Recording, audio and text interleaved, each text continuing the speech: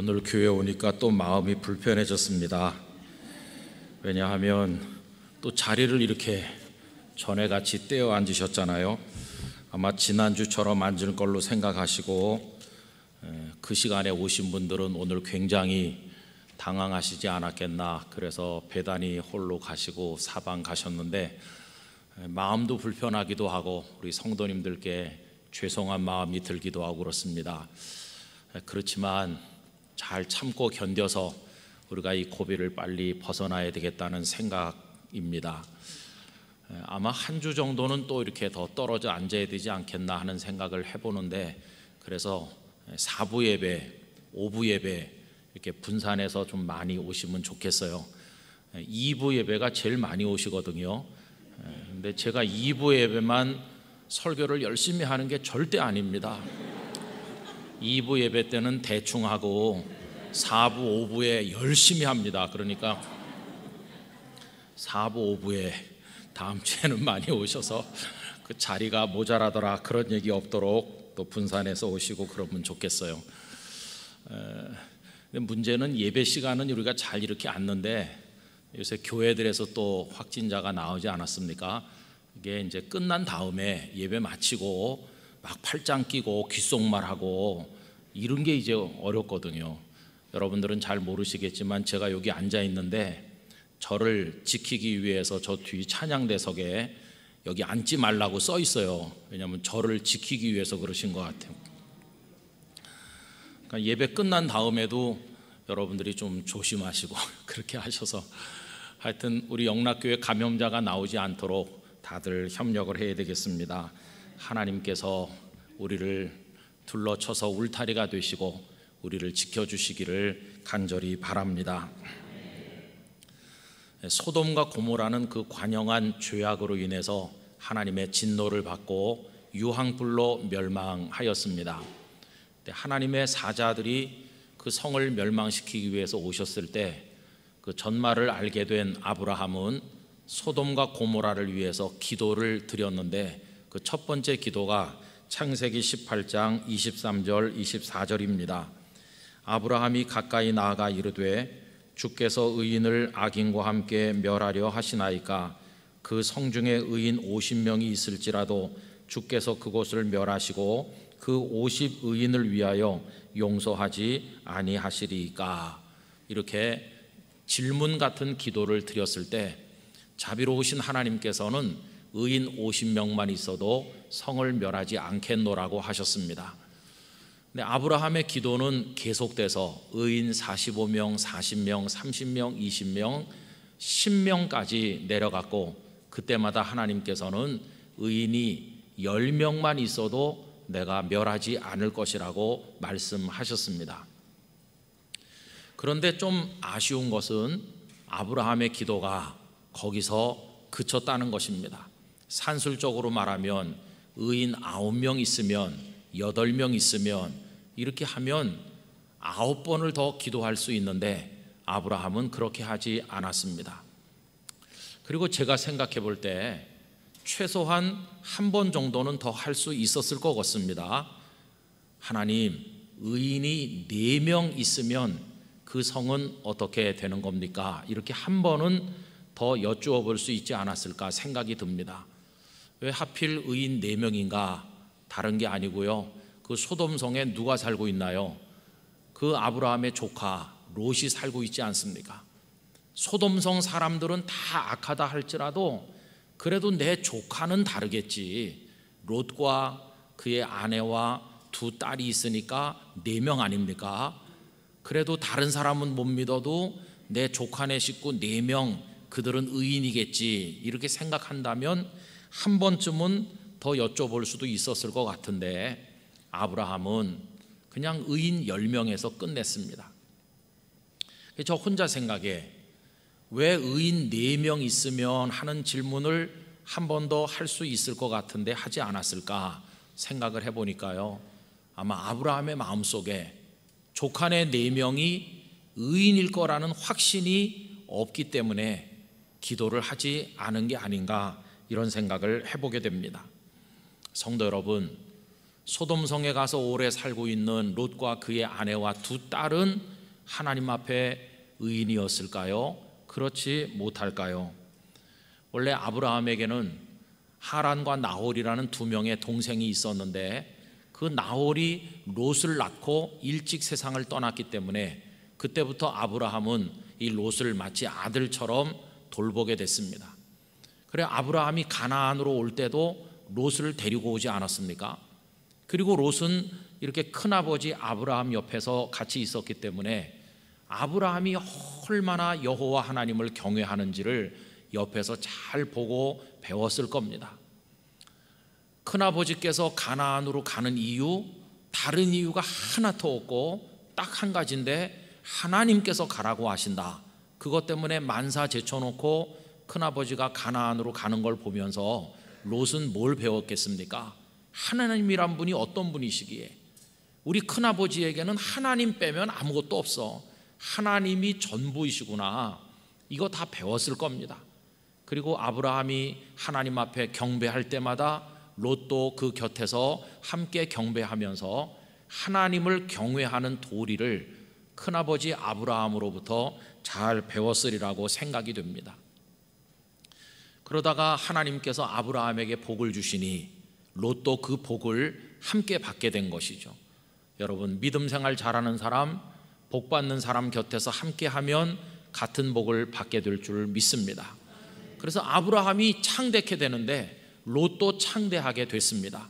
그래서 소떼 양떼가 너무 많다 보니까 목초지가 모자라서 좀 떨어져 살기로 약속을 했고 롯이 먼저 선택했는데 그때 그가 선택한 것이 소돔성 방향을 선택한 거죠.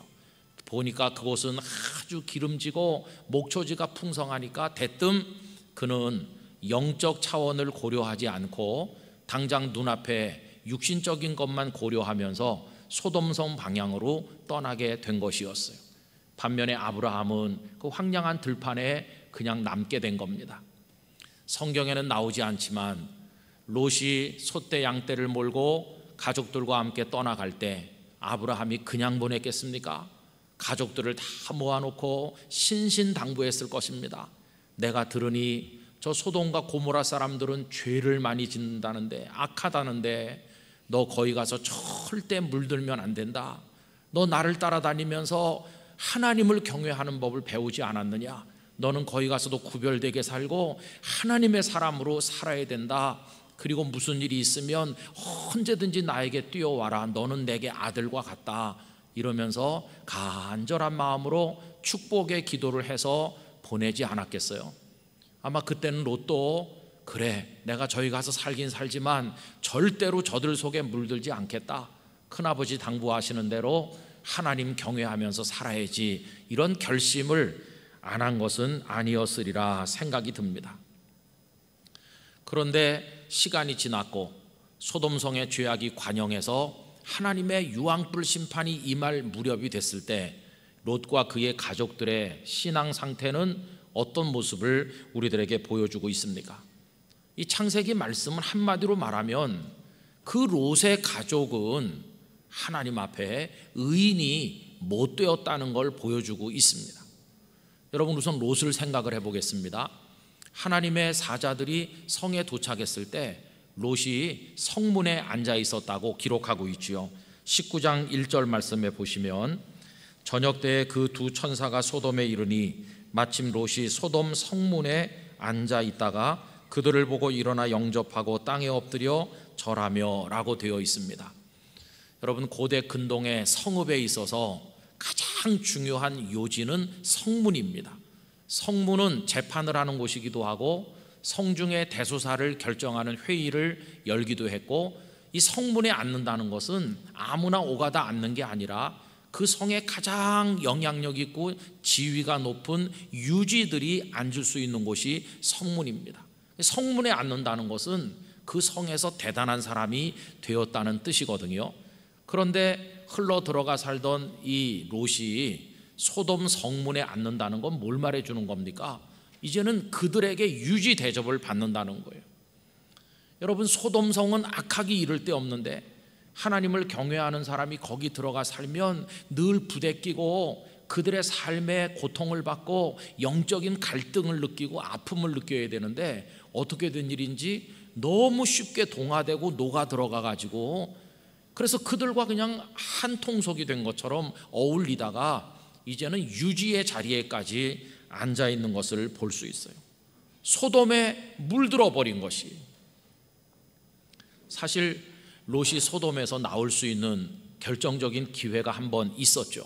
14장에 가보면 소돔성 이론의 전쟁이 벌어졌는데 큰 전쟁이었는데 소돔은 패전에 굴레를 쓰게 됩니다. 그리고 사람들이 다 붙잡혀 가는데 롯과 그의 가족도 포로가 됐고 그 많은 재산이 다 약탈당해 끌려간 거죠. 이 소식을 들은 아브라함이 자기 집에서 일하는 318명에다 또 가깝게 지나는 사람들까지 힘을 모아서 쫓아가 롯과 그의 가족을 비롯한 소돔성 사람들을 구출했고 빼앗긴 재산을 다 찾아가지고 돌아오지 않았습니까? 여러분, 죽다 살아난 겁니다. 그러면 이 롯이 어휴, 여기 있다가는 죽겠네, 죽다 사는 경험을 했으면 그때 그 기회에 다 정리해가지고 소돔을 떠났어야 되는데 소돔을 떠난 게 아니라 더 깊이 몰입해 들어간 거죠. 또 어쩌면 소돔성 사람들을 구출해낸 그들이 이렇게 우러러보는 아브라함하고 조카 큰아버지 사이라는 걸 알게 된 다음부터 롯을 더 우대해가지고 그래서 성문에 앉게 됐는지도 모르죠. 그는 소돔을 떠날 결정적 기회가 있었지만 떠나기는커녕 죄악의 구렁텅이 속으로 더 깊이 들어간 걸 보게 됩니다. 거기다가요, 이 롯이 천사들이 와서 자기 집에 모셨는데 손님이라고 모신 거죠. 그때 그 대처하는 방안도 조금은 잘 이해가 안 돼요. 여러분, 이제 그 나그네들이 롯의 집에 들어간 걸 본 소돔의 그 악한 사람들이 몰려와서 행패를 부리죠. 19장 4절과 5절입니다. 그들이 눕기 전에 그 성사람 곧 소돔 백성들이 노소를 막론하고 원근에서 다 모여 그 집을 에워싸고 롯을 부르고 그에게 이르되 오늘 밤에 내게 온 사람들이 어디 있느냐 이끌어내라 우리가 그들을 상관하리라. 이렇게 하잖아요. 그 손님으로 온 그 작자들을 끌어내라. 근데 여기 상관한다는 이렇게 번역된 야다라고 하는 동사는 그냥 적나라하게 번역하면 성관계를 맺어야 되겠다는 얘기예요. 현대인의 성경으로 읽어드리면 이렇습니다. 롯을 부르며 오늘 저녁 내 집에 온 사람들이 어디 있느냐 그들을 끌어내라 우리가 강간하겠다 하고 외쳤다. 이렇게 번역되어 있어요.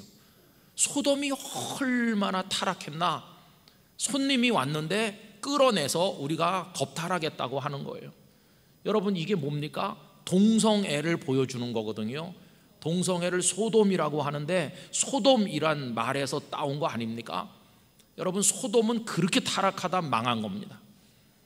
우리가 포괄적 차별금지법을 우려하는 것은 그 속에 좋은 내용도 많지만 이렇게 멸망을 가져오는 독소조항이 그 속에 들어있기 때문에 우리는 반대하는 것이고, 그런 독소조항이 없는 건강한 차별금지법을 만들자고 우리는 제안하고 있는 것입니다. 자, 어쨌든 이렇게 사람들이 몰려와서 행패를 부릴 때 롯이 보인 반응이 뭘까요?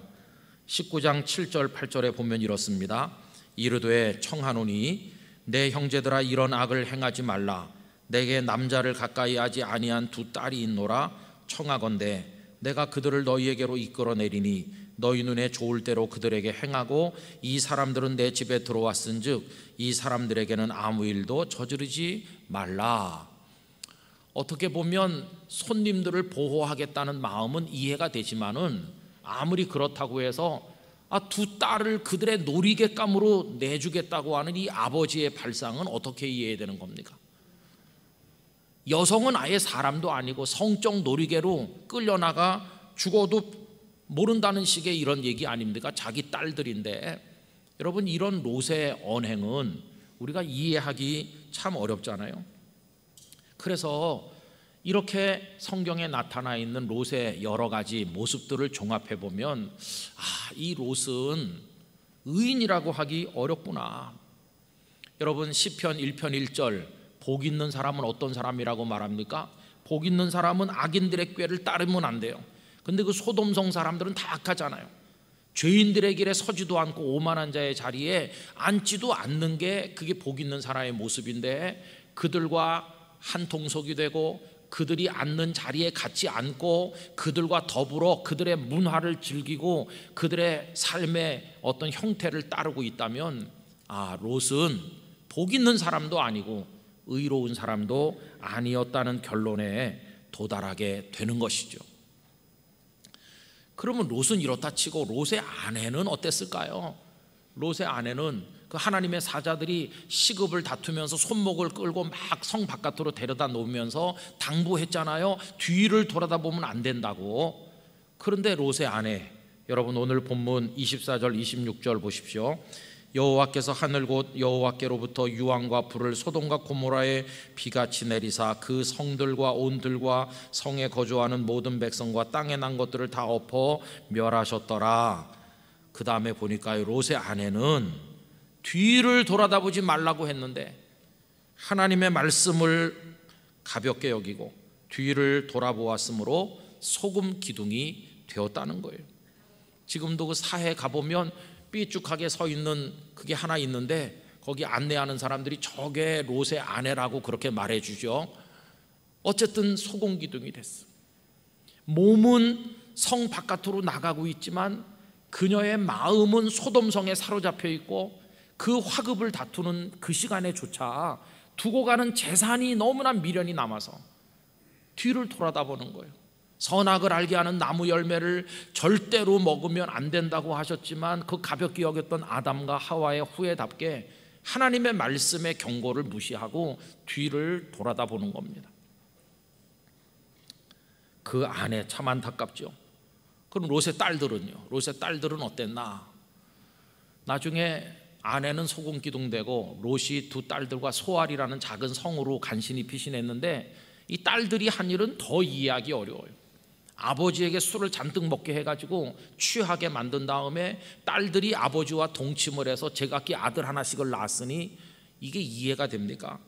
19장 36절에서 38절, 롯의 두 딸이 아버지로 말미암아 임신하고 큰 딸은 아들을 낳아 이름을 모압이라 하였으니 오늘날 모압의 조상이요 작은 딸도 아들을 낳아 이름을 베남미라 하였으니 오늘날 암몬 자손의 조상이었더라. 그 아버지도 그 어머니도 두 딸도 그 네 명의 가족이 다 하나님을 경외하는 의인으로 살지 못하고 다 그렇게 되고 말았어요. 그래서 아브라함이 의인 4명이 있어도 멸망시키실 겁니까? 한 번쯤 물어볼 수 있는데 못 물어본 이유가 바로 이거 아닌가, 이런 생각이 들었어요. 그리고 또 조금 더 이렇게 확대해서 생각해 보면 두 딸들과 결혼하기로 약속된 정혼한 예비 사위가 2명 있지 않습니까? 그들은 또 어땠나요? 그들은 전형적인 소돔의 청년들일 뿐 영적 분별력은 요만큼도 없어요. 롯이 가서 이 성이 멸망할 것이니까 피신하라고 하니까 사위들은 예비 장인의 어르신의 말씀을 그냥 농담으로 여겼다고. 창세기 19장 14절입니다. 롯이 나가서 그 딸들과 결혼할 사위들에게 말하여 이르기를 여호와께서 이 성을 멸하실 터이니 너희는 일어나 이곳에서 떠나라 하되 그의 사위들은 농담으로 여겼더라. 저도 딸이 셋이라 사위를 3명 맞을 텐데 나중에 내 사위들이 내 말을 농담으로 여기면 어떡하지? 그렇게 걱정하고 있습니다. 여러분, 이건 롯이 평소에 그 젊은이들에게 신뢰받지 못했었다는 말도 되기도 하고, 이 두 젊은이는요 지금 상황이 어떤 상황인지를 전혀 모른 채로 죄악의 눈이 어두워서 분별력이 없는 전형적인 소돔성의 그냥 청년들에 불과했다는 걸 볼 수 있잖아요. 여러분, 그러다 보니까 의인 10명이 있으면 어떡하시겠어요? 했을 때 10명의 의인만 있어도 내가 멸하지 않겠다는 그 기적이 일어나지 못한 것이고, 아브라함은 의인 4명에 관한 질문조차 입 밖에 꺼낼 수도 없었다는 것을 알 수 있어요. 그 성에는 의인이 없었구나. 그런데 여러분, 그 성에는 의인이 없는데 의인이라고 불릴 사람이 한 명 있는 거죠. 여기서 말하는 의인이 누굽니까? 신약의 의인하고는 개념이 다른 건데, 그 사람으로 인하여 다른 사람까지 구원을 얻게 될 그런 사람을 지금 말하는 거죠. 소돔성에 그런 사람이 없다면 그렇게 불릴 한 사람이 누굽니까? 바로 아브라함 자신인 것이죠. 왜냐하면 롯과 그의 두 딸이 구원을 받게 된 것은 하나님께서 아브라함을 생각하셔서 그들을 구원하셨다고 그랬으니까 아브라함이 그 역할을 하는 거 아닙니까? 여러분, 오늘 본문 29절 우리 다 같이 함께 읽어보도록 합시다.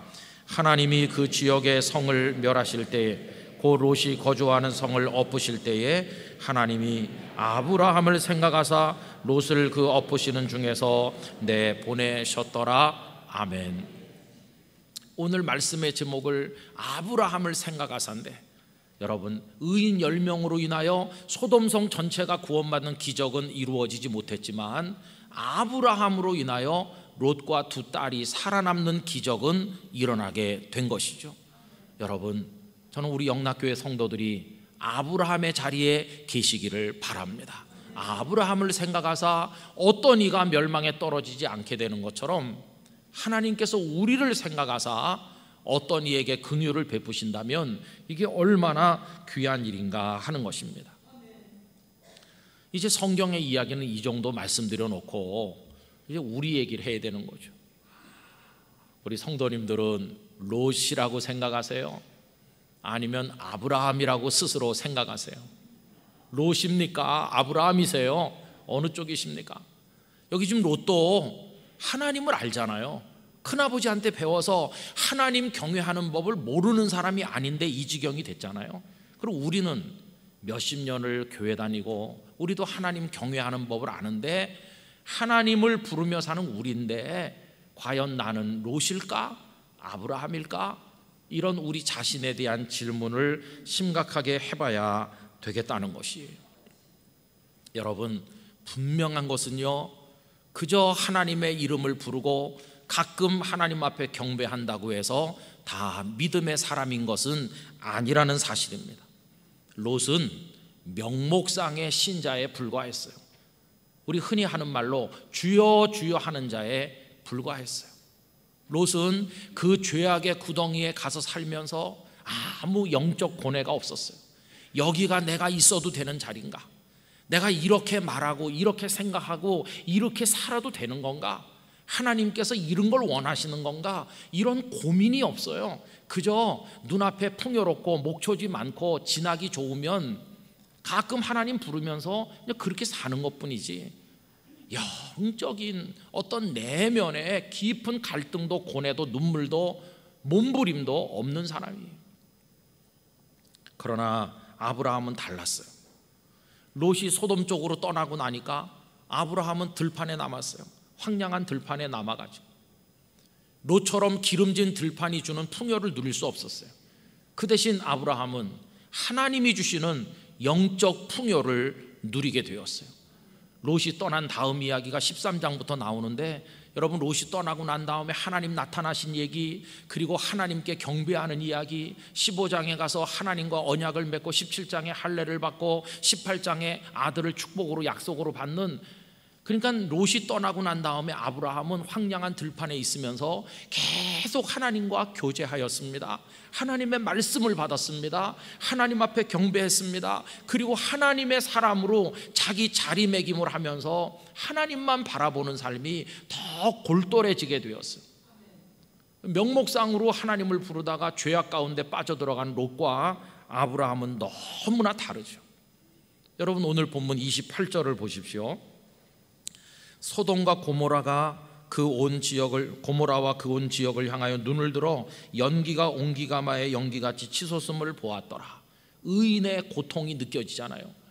천사들은 떠나셨고 소돔성이 어떻게 될라나 기도하면서 마음 졸이던 어느 날 소돔성에 유황불이 임하는 걸 보고 얼마나 그의 가슴이 타들어갔겠어요. 드디어 심판이 임하는구나. 우리 조카는 어떻게 되는 건가? 하나님 이렇게 심판하시는 겁니까? 눈물을 흘렸을 텐데 그게 의인의 고난이고 의인의 눈물이고 그런 거죠. 아브라함은 그런 자리에 머물러 있었어요. 여러분, 우리가 그저 교회 와서 예배하고 주여 주여 한다고 다 믿음의 성도인 것은 아닌 것입니다. 우리 이달 성경 암송 구절이 마태복음 12장 50절이잖아요. 뭡니까? 누구든지 주여 주여 하면 다 하나님의 사람이 되는 게 아니고요, 하늘에 계신 내 아버지의 뜻대로 행하는 자라야 내 형제다, 자매다, 어머니다. 예수님 그렇게 말씀하셨다는 게 이달의 암송 구절 아니십니까? 저는 우리 영락교회 성도들이 하나님의 뜻이 뭘까 늘 생각하면서 이렇게 살아서 되나, 내가 좀 더 잘 믿어야 될 텐데 하는 그런 고민과 몸부림 속에 살아가시게 되기를 바랍니다. 그거 없이 그냥 있으면 안 되는 거죠. 제가 마음으로 귀하게 여기는 장로님이 한 분 계셔요. 은퇴하신 지 여러 해 됐어요. 그 장로님이 왔다 가면 저는 우울증에 걸립니다. 그 장로님이 오셔서 우울한 얘기를 계속하세요. 목사님 기도해 주세요. 왜요? 그럼 달리 우울한 게 아니라 거룩한 축복의 우울증을 가지고 사시는 거예요.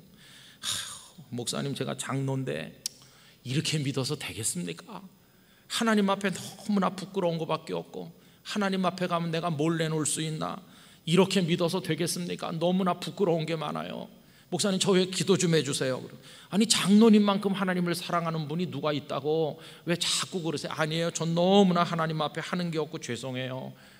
그렇게 하고 기도 받고 가시고 나면 우울증이 저한테 옮겨가지고, 야, 이게 목사가 이렇게 시시하게 믿어서 되나? 내가 믿음 있는 목사 맞나? 말씀대로 성도들을 가르치라면서도 나는 하나도 지키지도 않고, 아유 하나님 이렇게 믿어서 되겠어요? 우울증을 전염시키고 가는데, 근데 그 우울증이 이게 축복인 것이죠. 우리 성도님들이 그런 고민을 하면서 믿어야 됩니다. 이렇게 믿어서 되겠나? 여러분 그런 거 있으세요? 그런 게 있으면서 때로는 통곡을 하고, 때로는 막 주님 앞에 죄송스러움도 느끼고 좀 잘해보겠다는 결단도 하고 몸부림을 치면서 그렇게 믿어야지. 그냥 뭐 편안하니까 아무 걱정도 없고 가끔 주여 주여 그러고, 그러면 소돔에 녹아 들어간 롯처럼 되는 거죠. 여러분, 아브라함이 하나님께 드렸던 그 마지막 기도 우리에게 적용해서, 하나님 대한민국에 의인이 10명 있다면 어떻게 하시렵니까? 자비로우신 하나님께서 의인 10명으로 인하여 내가 대한민국을 지킬 것이다, 이런 축복을 받는다면 얼마나 좋겠어요. 여러분 그렇게 하는 성도가 되려면 어떻게 살아야 될까? 전에도 제가 좋아해서 읽어드렸고 4부 예배 땐 종종 부르는 찬양인데요, 그 가사를 다시 한번 읽어드립니다. 이제 말씀 앞에서 어떤 고뇌를 가지는가 하는 거죠. 말씀 앞에서 경외함으로 주께 홀로 섭니다. 생명의 말씀 읽고 순종해 주를 예배합니다. 기록된 말씀 힘이 있어서 진리로 우리를 거룩해 하며, 거룩한 말씀 세세 영원히 복음이 되어 말씀하시네. 그 다음 가사가 참 마음을 이렇게 파고 들어오죠. 하나님 말씀에 두려워 떠는 자, 그 말씀에 생명을 거는 자, 한 사람 찾으시는 주님의 약속을 믿어 하나님 말씀에 운명을 거는 자, 순종하며 주 따라가는 자, 영원한 하나님 나라 이뤄갈 주의 교회여 일어나라. 저는 우리 영락교회 성도들이 하나님 말씀에 모든 걸 걸고 사시기를 바랍니다. 그 말씀대로 지키지 못해서 안타까워하는 마음이 있으시길 바라요. 그걸 지키기 위한 결단도 있으시길 바라요. 하나님 더 잘 믿게 해주세요. 이런 스스로를 책망하는 기도도 하면서 하나님 앞에서 살아갈 때 우리는 하나님의 눈이 찾으시는 한 사람, 그 의인이 될 줄로 믿습니다. 내가 대한민국을 보니 저기 영락교회에 내 마음에 드는 이들이 있구나. 저들을 생각하여 내가 이 땅을 구원하리라. 할렐루야. 그런 축복을 얻게 되기를 원하는 것입니다. 예수님 말씀하셨어요. 인자가 올 때에 이 세상에 믿음을 보겠느냐 탄식하시듯 말씀했어요. 가짜가 너무 많을 거라는 말씀이에요. 참 믿음을 가진 사람 있겠느냐. 그럴 때 우리가 주님 저는 어떻습니까? 야, 너의 믿음은 참 믿음이구나. 내가 너를 생각해서 이 땅에 복을 주겠노라. 이렇게 할 수 있는 우리 성도들이 될 수 있기를 바라는 것입니다. 어제 광복절이라고 많은 행사와 일들이 우리나라에 있었는데 정말 어떻게 하는 게 진정한 애국이며 우리 대한민국을 향한 성도의 본분일까 생각을 해보게 되는 것입니다. 우리 한 사람 한 사람이 아브라함 같은 역할 이 시대에 감당할 수 있게 되기를 간절히 기원합니다. 기도하겠습니다. 존귀하신 아버지 하나님, 모든 곳 위에 계셔서 복을 주시기도 하고 심판하시기도 하시는 아버지 하나님 앞에 겸손히 무릎을 꿇고 저희 자신이 명목상의 성도로 롯처럼 사는 것은 아닌지, 아니면 진정한 믿음의 사람 아브라함처럼 살고 있는지 되돌아봅니다. 아브라함을 생각하여 롯을 구원하신 하나님, 저희들을 생각하사 대한민국이 복을 받는 역사가 이루어지게 하여 주옵소서. 날마다 말씀의 모든 것을 걸고 거룩한 고민 중에 기도하며 몸부림을 치며 하나님 앞에 일어서는 영락의 성도들 되게 해 주시옵소서. 예수님의 이름으로 기도드리옵나이다. 아멘.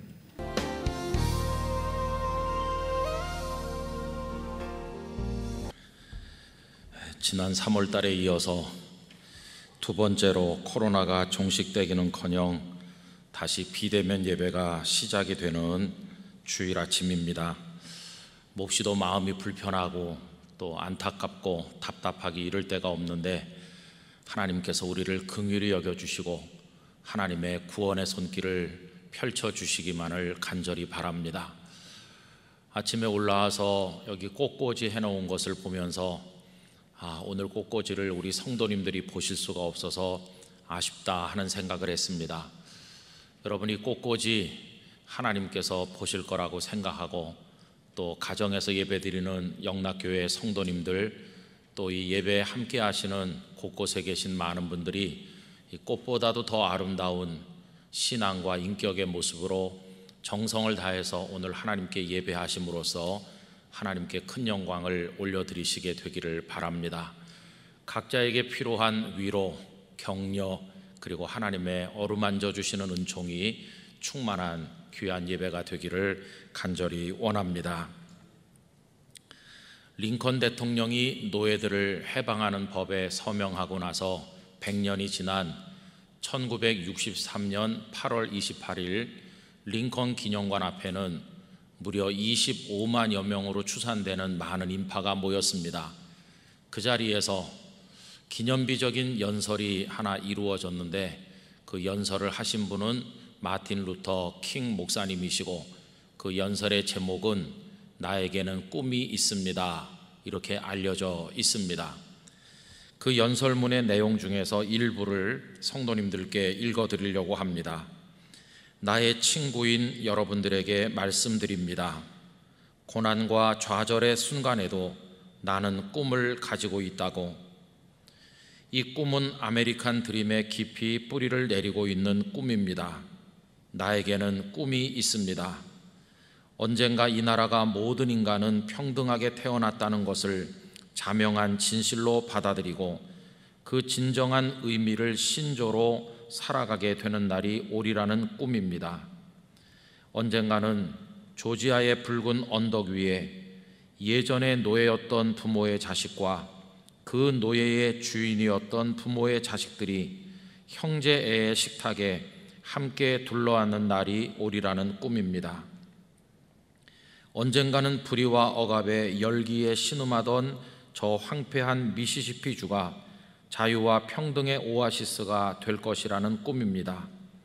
나의 네 자녀가 피부색이 아니라 인격에 따라 평가받는 그런 나라에 살게 되는 날이 오리라는 꿈입니다. 오늘 나에게는 꿈이 있습니다.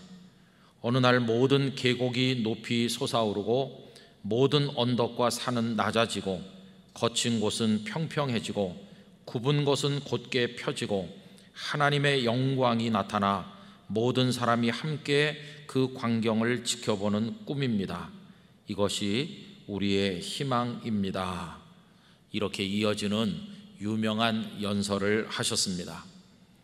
이 연설이 인류의 가슴 속에 감동으로 남은 이유는 과거를 이야기하지 아니하고 미래를 이야기했기 때문입니다. 목사님께서는 지나간 수백 년 세월 속에서 흑인들이 얼마나 비참하게 억압당하고 죽음보다 못한 고통의 세월을 보냈는지 지난 세월을 이야기하신 게 아니라 피부색을 넘어서서 하나님께서 내려주신 축복을 함께 누릴 미래를 이야기하였기 때문에 이 연설문이 사람들의 심금을 울리게 된 것이었습니다.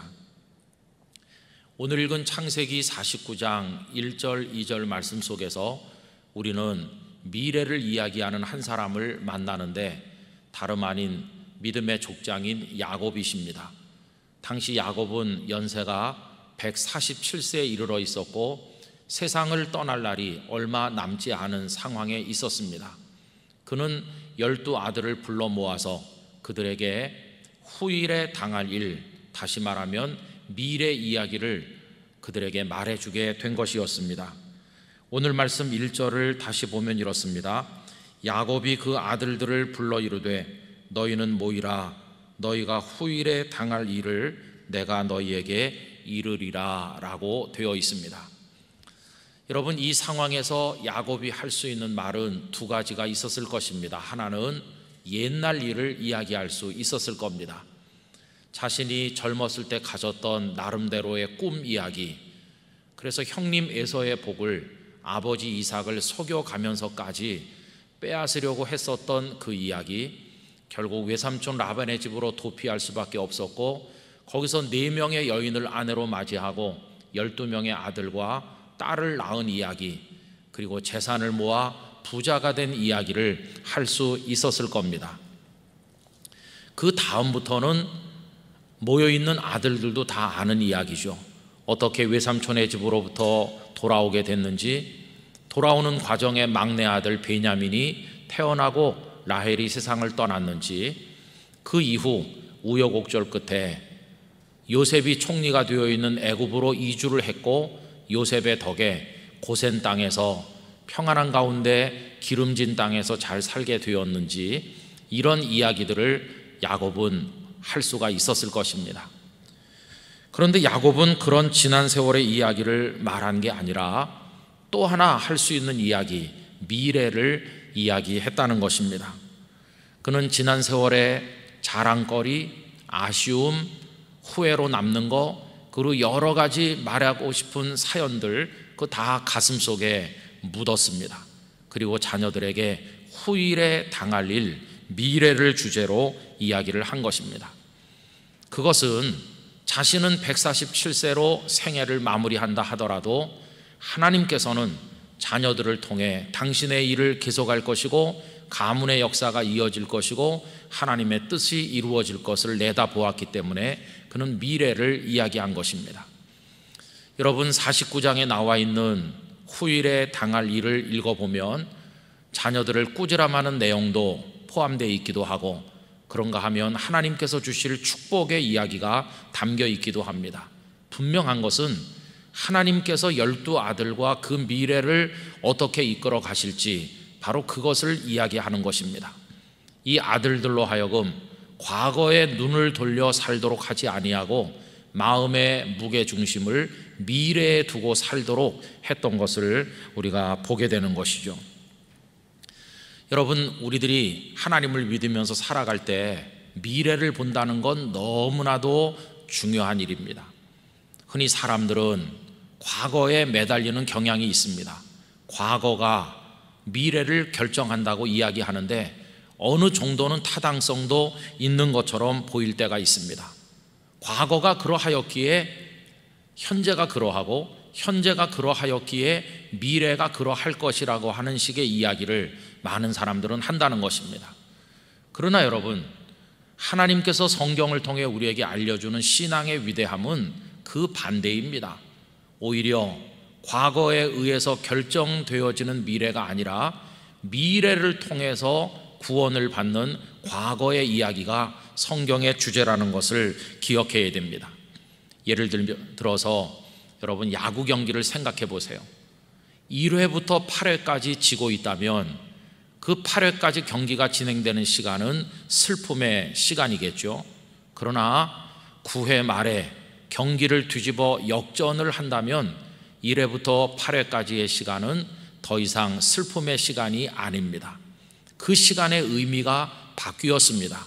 9회 말에 역전을 함으로 말미암아 1회부터 8회까지의 시간은 포기하지 아니하고 최선을 다하여 열심히 싸운 의미 있고 가치 있는 시간으로 그 시간이 바뀌는 것입니다. 구회라고 하는 미래를 통해서 이래와 파래라고 하는 과거가 의미가 달라지고 구원을 받게 된다는 것입니다. 여러분, 성경이 우리에게 말씀하고 있는 것은 미래가 과거를 건져 올리는 구원의 이야기인 것입니다.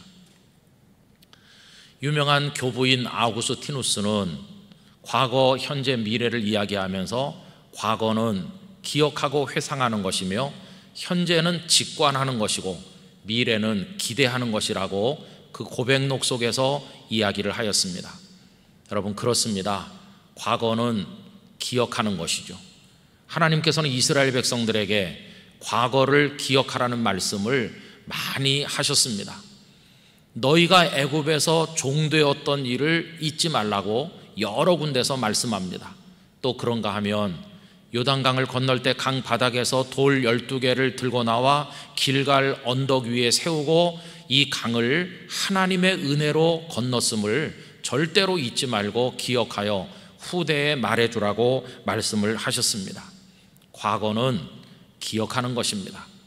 그러나 하나님께서 이스라엘 백성들로 하여금 과거를 기억하게 하신다고 해서 그것은 그들을 과거에 묶어두시기 위한 게 아닙니다.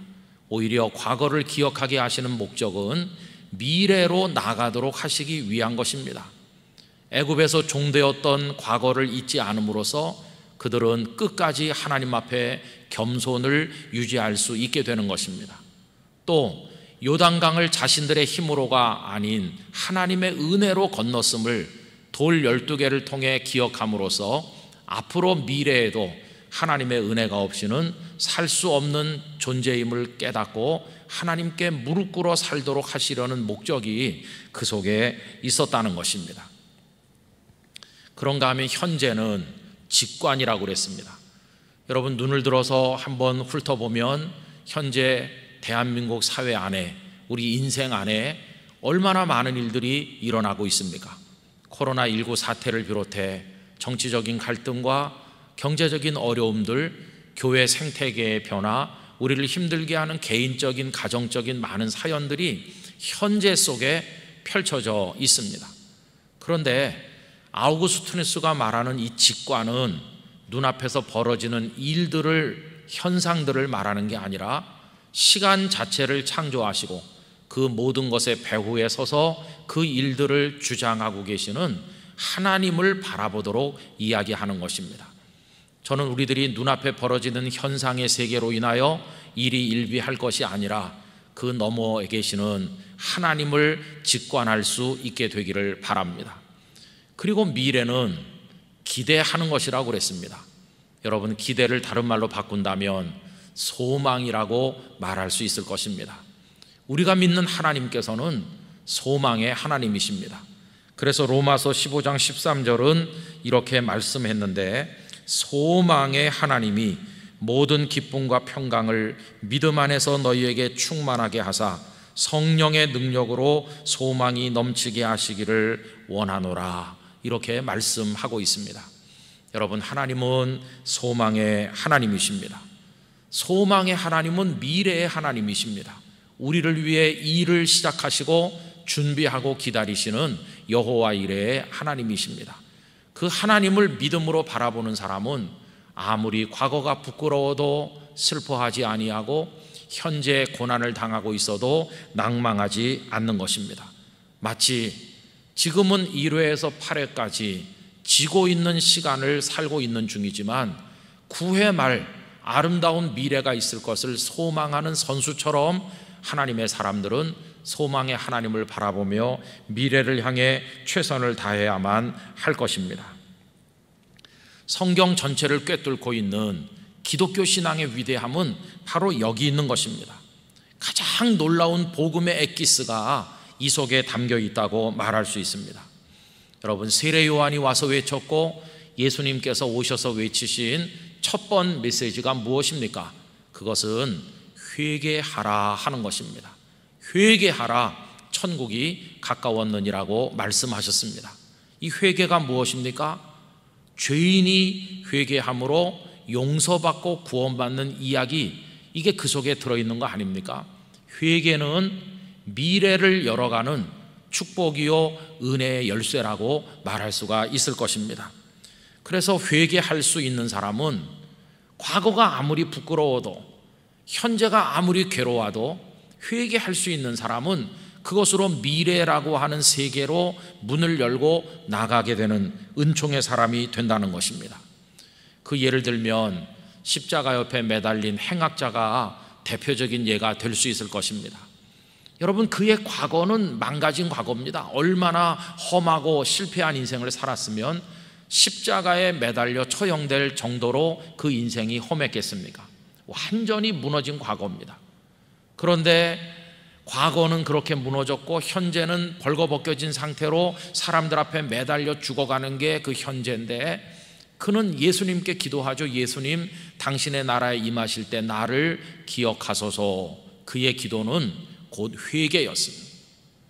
그가 회개하는 순간 미래의 문이 활짝 열렸는데 예수님께서 오늘 내가 나와 함께 낙원에 있으리라.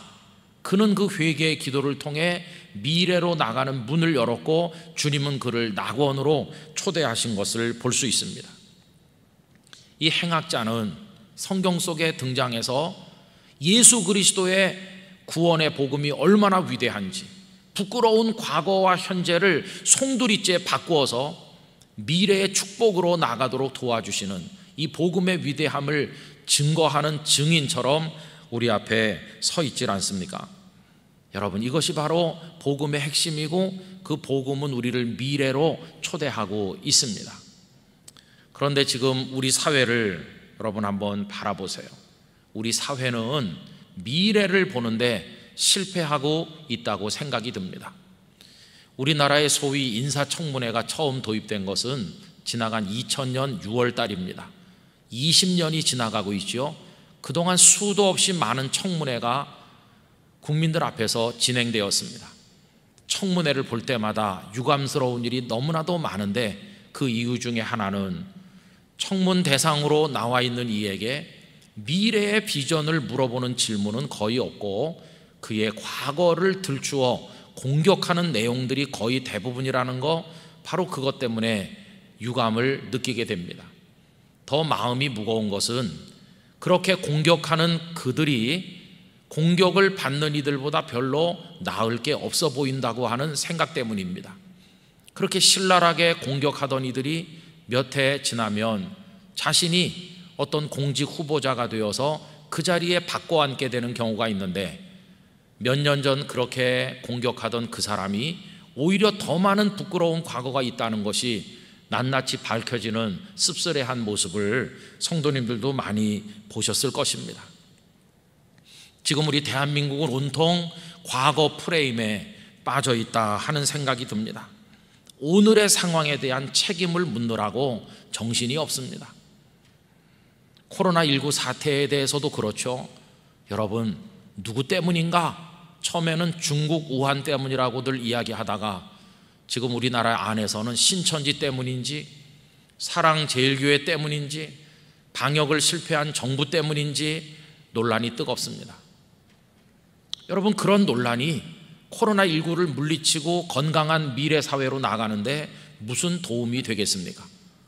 또 지금 정치하는 이들 중에 일각에서는 친일 문제를 들고 나와서 계속 과거로 돌아가고 있습니다.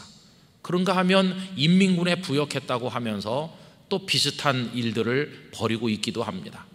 우리들은 과거 프레임에 사로잡혀서 미래를 이야기하는데 실패하고 있질 않습니까?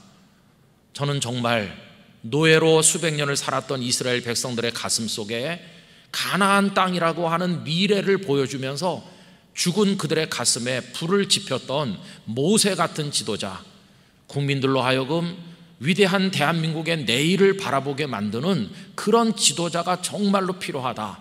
미래를 볼 수 있게 만드는 시선의 전환을 가져올 수 있는 지도자가 어디 없을까? 이런 생각을 하면서 답답한 생각을 가질 때가 많이 있습니다.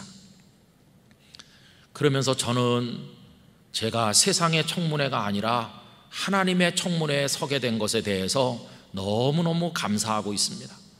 하나님의 청문회는 저의 모든 부끄러운 과거를 100% 알고 계신 하나님께서 정죄하시고 멸망시키기 위해서 개최하신 청문회가 아니라 그럼에도 불구하고 용서하시고 구원하셔서 축복의 미래로 나아가도록 하시기 위한 청문회라는 걸 생각을 할 때 하나님의 청문회 앞에 서는 것이 얼마나 감사한가, 이런 생각을 할 때가 많이 있습니다. 여러분, 성경에 우리가 존경하는 믿음의 선배들 다 그 청문회를 통과하셔서 멸망당한 것이 아니라 축복의 미래로 파송받으신 분들입니다. 예를 들어서 이사야 선지자, 나는 입술이 부정한 사람으로서 입술이 부정한 백성들 가운데 거한다고 하면서 화로다 나여 망하게 되었도다, 이렇게 탄식했던 죄인이었지만 하나님께서는 제단 위에 핀 숯불을 가져다가 그의 입술을 정결케 하시고 말씀을 증거하는 선지자로 사명을 맡겨 미래로 파송하셨습니다.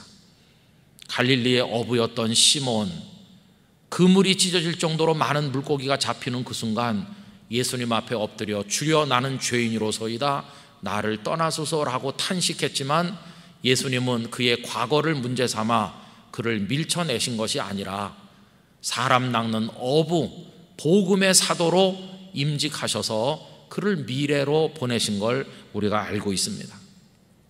그런가 하면 예수님을 믿는 사람들을 핍박하고 스데반 집사님의 죽음에 관련돼 있던 이 청년 사울을 변화시키셔서 바울 되게 하시고 미래로 이방인의 사도로 나가게 하신 주님의 그 은혜로운 모습도 보고 있지 않습니까?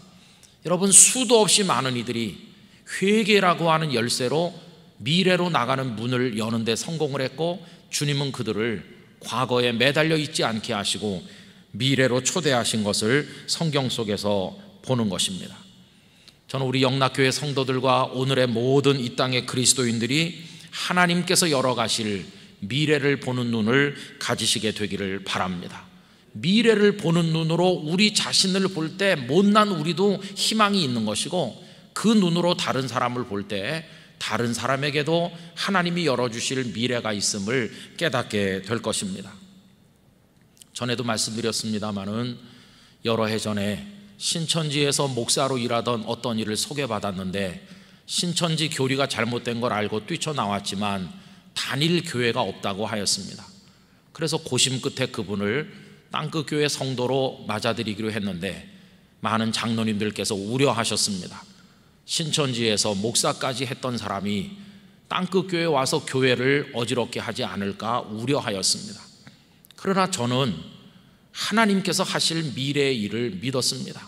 하나님께서 변화시키시고 하나님께서 은혜를 주실 줄 믿었는데, 과연 우리 하나님은 위대하신 하나님이십니다. 그분이 같이 어울려서 신앙생활을 잘 했을 뿐만 아니라 교회와 노회의 추천을 받아 신학대학원에 진학을 하셨고 사역을 잘 마쳤고, 그리고는 이제는 우리 교단에 안수받은 목사님이 되셔서 우리 교단 신학생들 그리고 목회자들에게 신천지의 허상이 무엇인지를 이야기하고 그들을 어떻게 대응할 것인지를 가르치는 가장 소중하고 유능한 인재로 현재 쓰임을 받고 있습니다. 사울이란 이름이 과거에 붙은 이름이라면 바울이란 이름은 은혜로 미래로 열린 인생을 산 사람의 이름인데, 그 역사를 이루신 하나님께서는 오늘도 그 동일한 역사를 우리 안에 계속해 나가고 있는 줄로 믿습니다. 그러므로 이 복음을 통해서 구원받고 은총의 미래를 향해 초대받은 성도들은 세상 사람들과는 다르게 말할 수 있어야 됩니다. 우리는 과거를 기준으로 정죄하는 일에 앞장서서는 절대로 안 될 것입니다.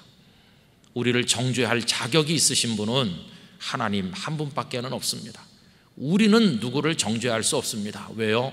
의인은 없나니 한 사람도 없다고 말씀하셨기 때문입니다.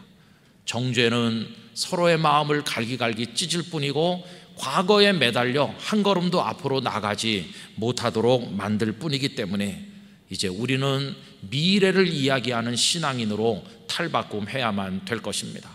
이 코로나19 이후에 우리가 무엇을 할 것인가에 대하여, 그 이후에 하나님께서 어떤 일을 진행하실 것인가에 대하여 하나님이 열어가실 미래, 영락교회와 성도들, 이 땅의 그리스도인들이 어떻게 응답하실 것인가에 대해서 이야기하는 성도가 되어야 될 것입니다.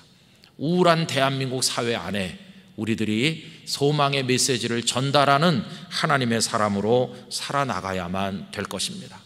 그래서 하나님께서는 눈을 멀리 들어서 사방을 둘러보라고 초대하십니다. 창세기 13장 14절 이하에 보면 이런 말씀이 있죠.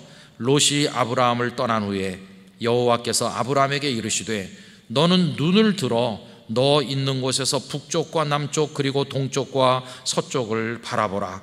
보이는 땅을 내가 너와 네 자손에게 주리니 영원히 이르리라 하셨습니다. 조카 롯이 소돔성 방향으로 기름진 땅으로 떠나고 나고 이 아브라함은 황량한 들판에 남았을 때 얼마나 마음이 스산하고 외롭고 적적했겠습니까? 그런데 하나님께서는 발밑을 내려다보면서 고민하지 말고 눈을 들어서 동서남북 사방을 보라고, 이 가나안 땅 전체가 너의 후손의 땅이 될 그날을, 미래를 바라보라고 아브라함에게 눈을 들 것을 말씀하여 주신 것입니다. 여러분, 우리는 과거에 매달려 있지도 말고 현실에 발목 잡혀 있지도 말고 미래를 바라보는 소망의 성도가 되어야 될 줄로 믿습니다. 오늘 말씀을 마무리하면서 김종애 시인의 그대 앞에 봄이 있다라는 시를 읽어드리고자 합니다. 우리 살아가는 일 속에 파도 치는 날, 바람 부는 날이 어찌 한두 번이랴. 그런 날은 조용히 닻을 내리고 오늘 일을 잠시라도 낮은 곳에 묻어두어야 한다. 우리 사랑하는 일 또한 그 같아서 파도 치는 날, 바람 부는 날은 높은 파도를 타지 않고 낮게 밀물져야 한다. 사랑하는 이여, 상처받지 않은 사랑이 어디 있으랴. 추운 겨울 다 지내고 꽃필 차례가 바로 그대 앞에 있다. 여러분, 어려운 현실이고 상처받지 않는 사랑이 없는 것처럼 다 힘들지만 그 엄동설한이 지나고 이제 꽃필 차례가, 봄이 그대 앞에 있다고 이 시인은 이야기를 하는 것입니다. 그렇습니다. 우리 앞에 부끄러운 과거, 고통스러운 현재만 있는 것이 아니라 축복의 미래가 있습니다. 코로나19의 현재만 있는 것이 아니라 그것이 종식되고 하나님께서 이뤄나가실 멋진 미래가 우리 앞에 있습니다. 죄인으로서 고통받던 과거만 있는 게 아니라 용서받은 의인으로서 하나님의 사람으로서 하나님을 예배하며 경배하며 살아갈 미래가 우리 앞에 있습니다. 그리고 분단된 조국, 이 고통받는 현실만 있는 것이 아니라 복음으로 통일이 되어서 남과 북이 하나가 되어 저 백두산부터 한라산까지 하나님을 경외하게 될 미래가 우리 앞에 있는 줄로 믿습니다. 우리 앞에는 봄이 있는 것입니다. 그리고 봄을 열어주실 분은 하나님 한 분뿐이십니다. 우리가 과거를 돌아볼 필요가 있다면 부끄러운 과거를 기억함으로 겸손하기 위함이고, 또 지난 세월 주신 은혜를 기억함으로 앞으로도 은혜를 갈망하기 위함일 뿐, 그 이외의 경우에는 절대로 과거에 매달려 살아서는 안 될 줄로 생각합니다. 우리의 삶의 무게중심을 미래에 두고 우리 자신에 대해서도, 우리 가족들에 대해서도, 영락교회를 대해서도 언제나 소망의 미래를 이야기하는 성도들이 될 수 있기를 간절히 기원합니다. 우리 다 바울 사도의 고백을 마음에 새기고 살길 원합니다. 빌립보서 3장 13절로 14절 말씀입니다. 형제들아, 나는 아직 내가 잡은 줄로 여기지 아니하고 오직 한 일, 즉 뒤에 있는 것은 잊어버리고 앞에 있는 것을 잡으려고 표대를 향하여 그리스도 예수 안에서 하나님이 위에서 부르신 부름의 상을 위하여 달려가노라. 코로나로 인해 대면 예배가 중단된 오늘 아픈 마음으로 예배하지만 저는 성도님들에게 우울한 말씀을 드리고 싶지 않고 후일을 준비하시는 하나님의 이 소망의 이야기를 말씀드리는 것입니다. 여러분, 우리 앞에 소망의 하나님이 계십니다. 우리는 갈 길을 몰라서 방황할 때가 많지만 나는 갈 길 모르니 주여 가르쳐 주세요 하면서 소망의 하나님 의지하고 담대하게 전진하시게 되기를 바랍니다. 매 순간 매 순간 때마다 일마다 하나님께서 우리를 지켜주시고 평안케 하시고 준비하신 미래를 열어주실 때 기쁨으로 찬송하며 살아가게 될 날이 속히 오게 될 줄로 믿습니다. 기도하겠습니다. 거룩하신 아버지 하나님, 부끄러운 과거가 발목을 잡고 고통스러운 현실이 울게 만들고 있지만, 그러나 소망의 하나님 안에서 우리의 인생이 구원을 받고 과거가 변화되는 역사를 경험하게 될 줄로 믿습니다. 저희들은 미래를 모르고 갈 길을 모르지만 하나님은 우리의 미래를 여시는 분이오니 하나님을 바라보며 전진할 수 있도록 은총을 내려 주시옵시고, 이 소망을 영락의 성도들의 가슴 속에 가득 채워 주시옵소서. 예수님의 이름으로 기도드리옵나이다. 아멘.